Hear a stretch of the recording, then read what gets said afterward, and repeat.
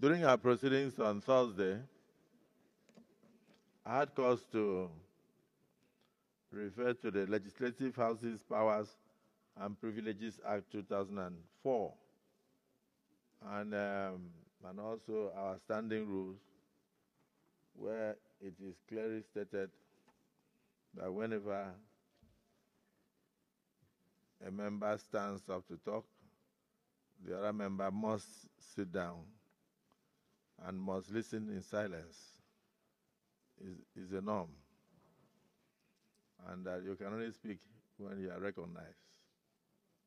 I take cognizance of the fact that each and every one of us is still learning.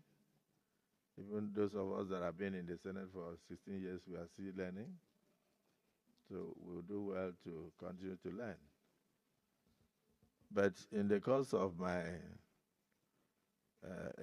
talking to one of my distinguished sisters that she should speak whenever she's recognized, I made reference to the fact that we are not in a nightclub where people have to shout above the noise of the music. And the social media went agog.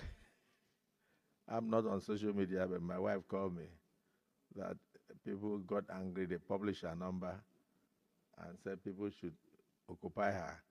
So she used to receive, she received over 2,000 to 3,000 phone calls a day. And then I tried to on one of my phones. I realized it was in the public. In fact, the phone crashed after about 3 hours.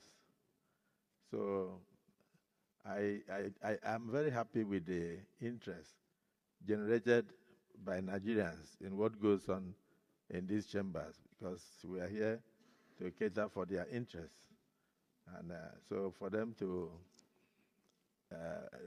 be so interested in what goes on here means that we are connecting with the people directly. And it would have been terrible if we were doing all this work and the people were not even aware of what we are doing. But the communication was totally misunderstood. Instead of taking it for the nature of what we said, that you should not shout when you are talking and not and speak when you are recognized, they went into private abuses.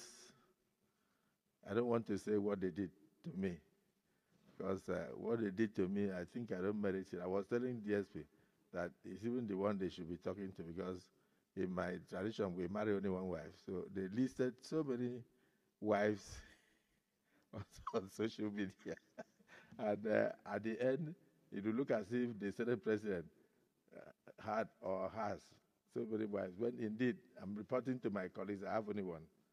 And I'm satisfied with that one. And she's a beautiful and loving woman. I will not intentionally denigrate any woman. I have a wife, I have 4 daughters. And I always pray that God will lift a girl child to the highest zenith in Nigeria, politically and in business. I also want my children to do well. So, distinguished Senator Natasha, I want to apologize to you if you felt offended. If I had mentioned that we are not in the market, they will say I said you are a market woman.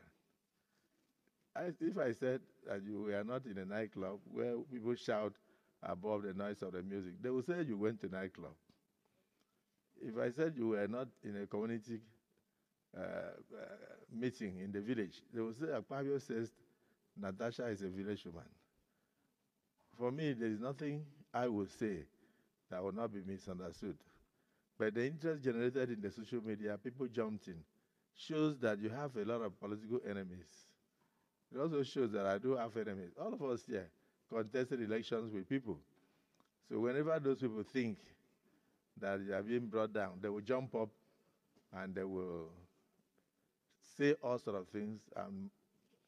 I noticed even some of them that could not pass through Senate screenings went into the fray and abused the Senate President, abused you and all that. I don't know how you took it, but I felt that I should tender a public apology to you over the miscommunication and the misunderstanding. So do accept my apologies, and my colleagues, for anybody who could have felt offended, I accept my apologies. I did not mean any harm, and I did not mean what they are misinterpreting in the social media. And I hope this will come to an end. And people should concentrate on things that will move this country forward and not things that will divide us. So I hope the apology is accepted. Oh, we have